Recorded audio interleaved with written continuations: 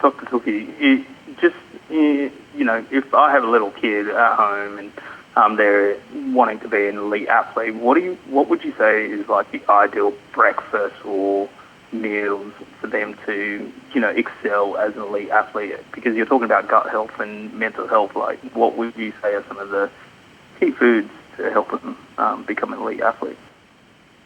Yeah, look, any foods that allow your child to function well is the way to go. So foods high in protein, right, because it takes the body longer to break those down, right, and foods that are high in fiber, right, for the same reason. I compare that to a cereal, let's pick one out, like rice bubbles or something, right? It's puffed rice. You'll consume it and your body breaks it down very quickly, right, which you can get turned to glucose very quickly, and you'll have a bit of a spike and a crash, right?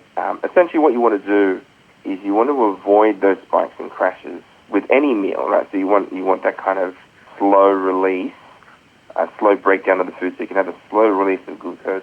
That allows someone to function a bit better because they have better cognitive function. They also end up feeling hungry later on, right? So you'll often find when you give kids some cereal, an hour or an hour and a half later, they're hungry again, right? Because the body's digested it quite quickly.